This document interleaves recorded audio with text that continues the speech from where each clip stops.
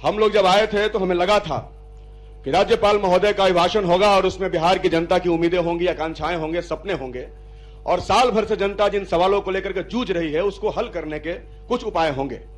लेकिन बहुत विस्तार से मैंने उसे पढ़ा और कई बार पढ़ा कल से, लेकिन मुझे लगा कि उन समस्याओं को हल करने की दिशा में कोई बात नहीं हुई है। बिहार की कई बड़ी समस्याएं जो हम लोग लगातार देखते रहे हैं, शिक्षा के सवाल पर बड़ी बड़ी बातें हुई हैं। उसमें है कि महिलाओं को इंटरमीडिएट पास करने पर 25,000 रुपया दिया जाएगा, ग्रेजुएशन पास करने पर 50,000 रुपया दिया जाएगा। लेकिन महोदय, शिक्षक दिया जाएगा कि नहीं दिया जाएगा इसकी कोई चर्चा नहीं है।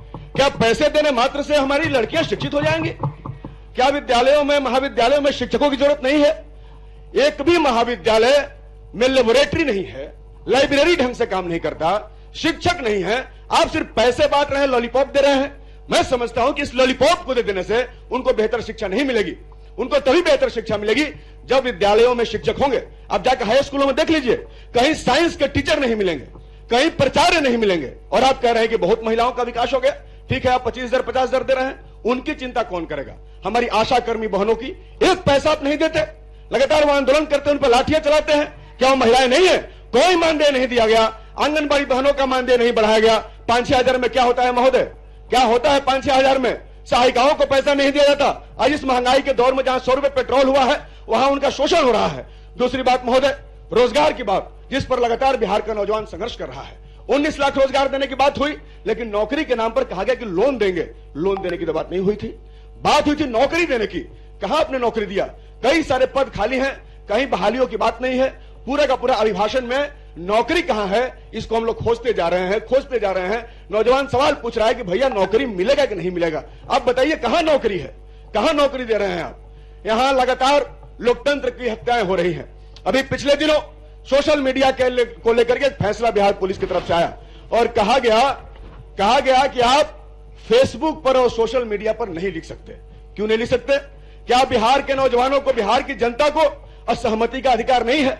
और अगर उसको असहमति का अधिकार है तो क्या सोशल मीडिया पर वो अपनी असहमति को प्रकट नहीं कर सकता?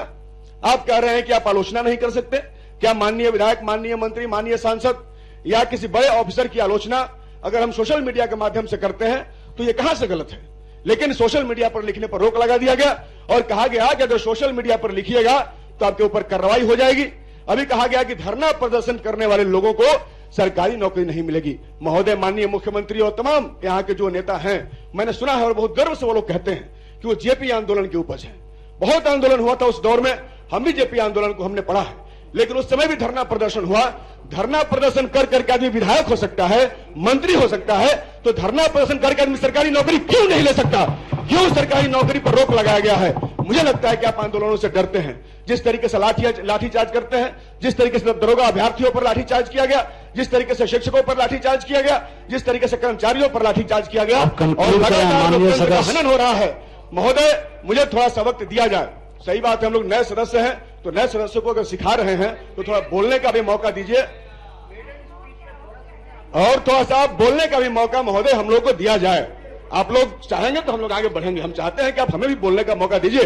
तो महोदय, मैं ये कह रहा हूं कि बिहार की सरकार भी मोदी सरकार की तर्ज पर यहां लोकतंत्र की हत्या कर रही है। वहां किसानों के पांव में कीले ठोके जा रहे हैं और यहां धरना पर रोक लगाया जा रहा है।